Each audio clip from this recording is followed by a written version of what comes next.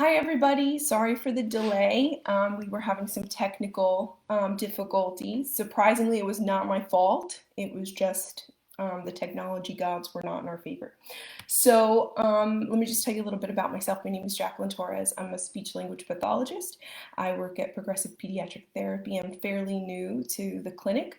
I do have about 10 years experience prior to working in Florida. I worked in New York City in New York City public schools.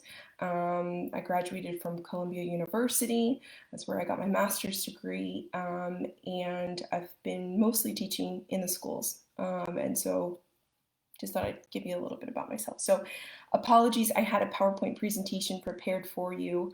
But due to technology issues, it's not really possible. I'm just going to be talking about play-based therapy, what it is, and why we use it in speech and language therapy, and also how it can be used to promote language and your speech goals. Um, so, Play-based therapy. We use it to help your child make associations with real life events and create lasting memories needed to develop speech, language, and social skills. So you might be kind of wondering, why are we doing play-based therapy? It really helps your child maintain an increased increased attention towards objects and others. It also improves cognitive abilities. Improves participation in therapy through fun activities. You can also build positive adult and child interactions, and it also helps your child socialize with peers and siblings, and also progress towards their speech and language goals. So there's 5 stages of play.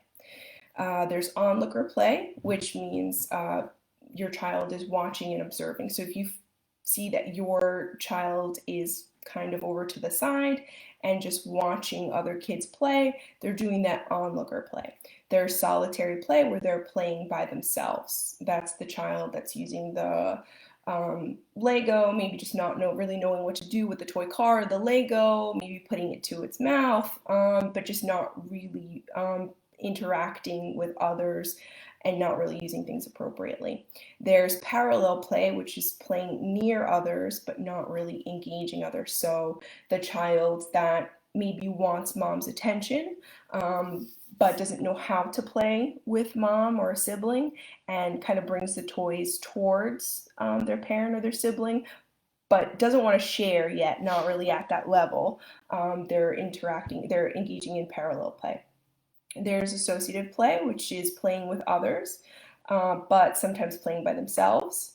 And cooperative play, which is playing with others and will not continue to play without a partner. Okay, so those are just the different stages that the children go through.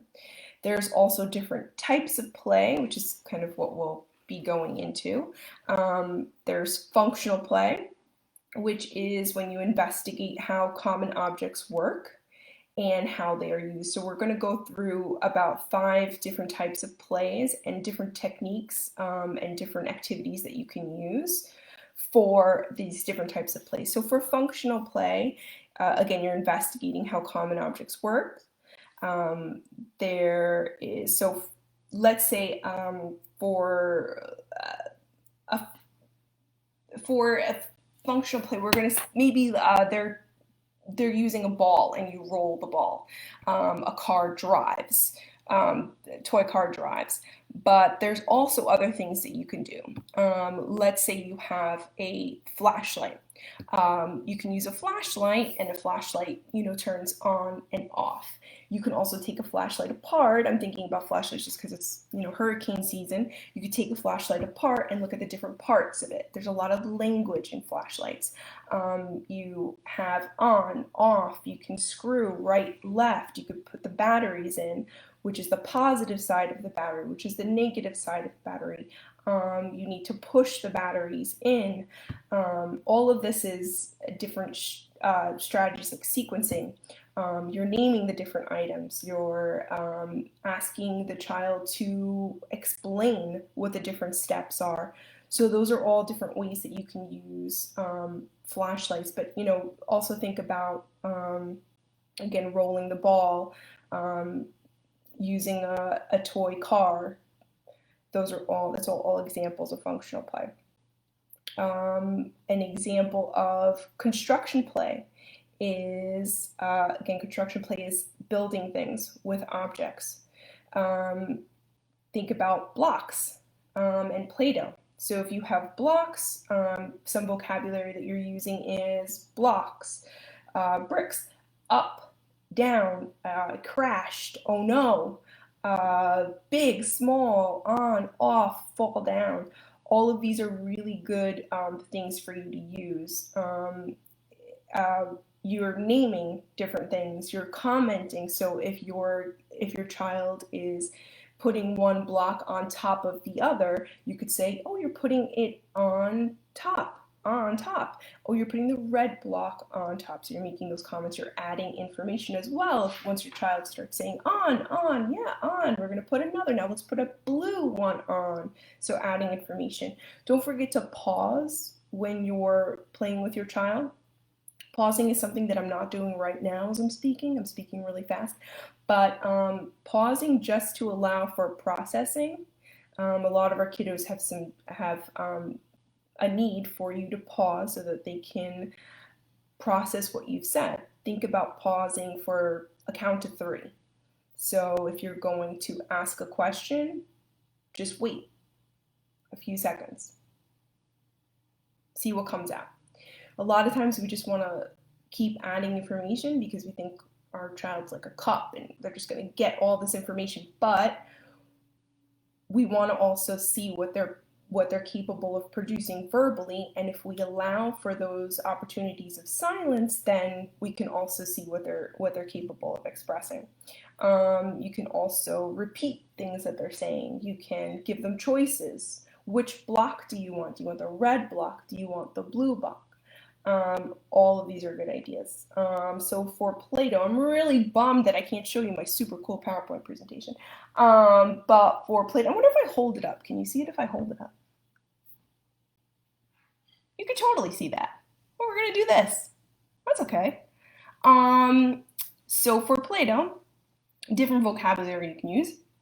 You can incorporate words such as push, roll, more, open, colors. You can talk about the different colors, the different shapes.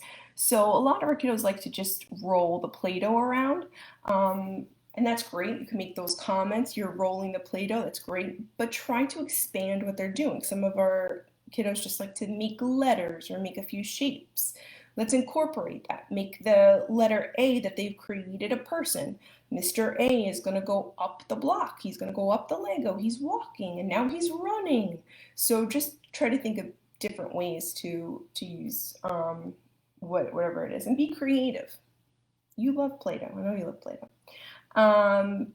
So different strategies and concepts you can use. You can name, again, you can comment, add information, pause, which I'm going to remind myself to do, repeat, give choices, also ask questions. This is a really good opportunity for you to ask questions. What are you making? And also model asking questions. Your child should start thinking about asking you questions. Mom, Dad, what are you making?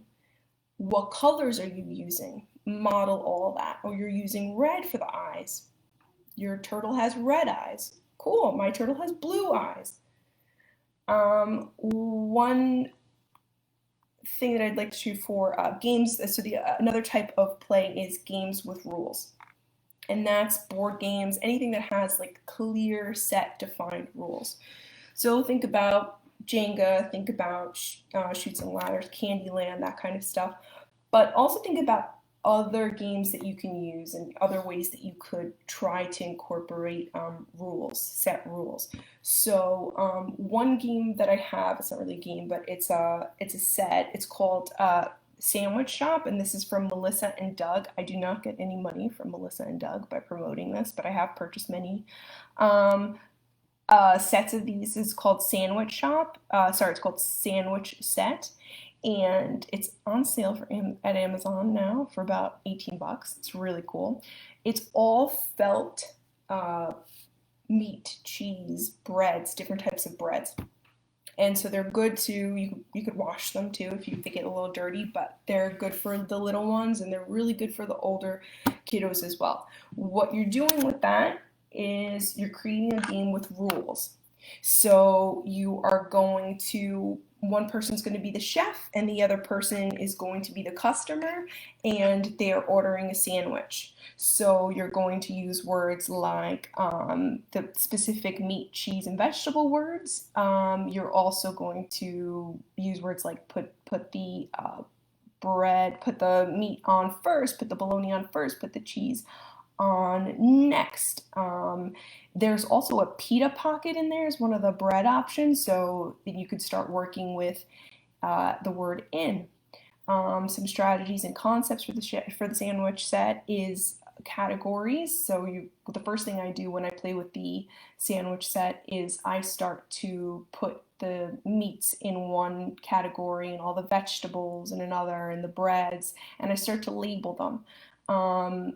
It might be a little complicated to get multiple, too many cheeses and too many meats, so you might just want to narrow it down to one or two, and as they grow, that's a great thing about this set is that you can also just keep adding to it and keep adding to it. It's a lot of different opportunities. Following directions and listening, those are also really good concepts and strategies that you're going to use when you're using stuff like this. Pragmatics, again, so they're asking for your order and your modeling. Can I have a sandwich with bologna and American cheese, please? And asking for clarification. If they get it wrong, if they get the sequence wrong, or if they get the information wrong, you just tell them you didn't get that right, and they have to practice saying, well, what did I get wrong? What was incorrect? What did I miss?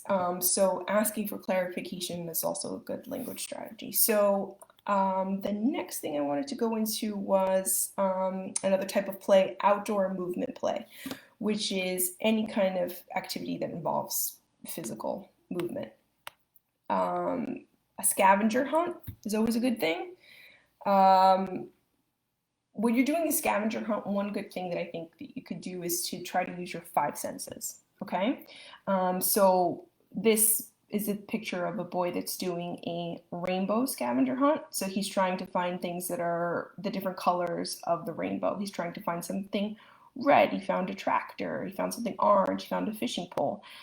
So he's using his sense of sight, but trying to find things that are all kinds of things that you can smell.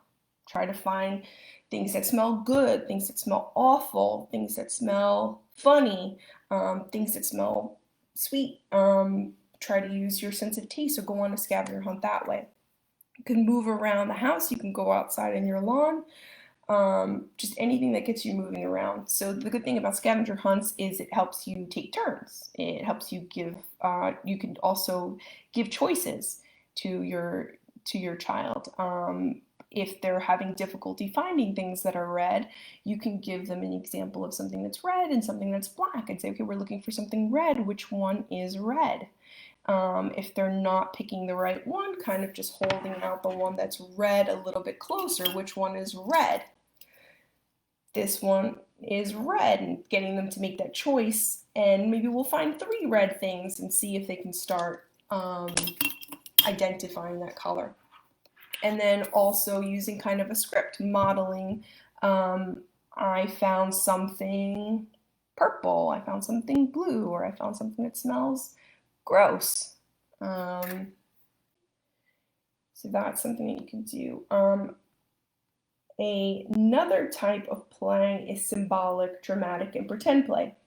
Those are common activities that are done in everyday life as play, like washing dishes. So if you've got a child that has a kitchen set, you can put the dishes in like a little tub and put a little soap in there and cut up a sponge.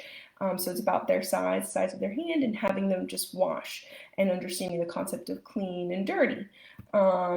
and also when it's done and now you're drawing, the difference between wet and dry. But one thing that I think might be a little bit different for symbolic play, maybe think about going on a trip. So if you go on a trip, what are some of the things that you need to pack? So get a suitcase. So what if you took an imaginary trip to the moon? You need to know vocabulary like astronaut. Yeah, suitcase. You could also talk about oxygen. You could talk about the different aspects of an astronaut's suit. What gives them oxygen? What else do you need? How do the boots work? You could start talking about gravity. And then you could start talking about what you would pack in your suitcase. The strategies that you're using, you're naming things, you're commenting, you're adding information, you're asking for reasoning. So if your child says, if I was going to the moon, I would pack a stick. And you say, well, why would you pack a stick? Ask for reasons and see what they say. And you said, well, if I pack a stick, then I can grow a tree. And then you could start going to how plants grow. Plants need roots. So maybe instead of a stick, maybe we can get a plant with roots so that it can grow. Not that it's going to grow without oxygen, but start the conversation. So those are the different types of play and the different stages of play. Okay. If you have any questions for me, you know how to reach me. Thank you so much. I appreciate it, and I appreciate your time. Thank you so much. If you have any suggestions for further events, please let us know. Thank you.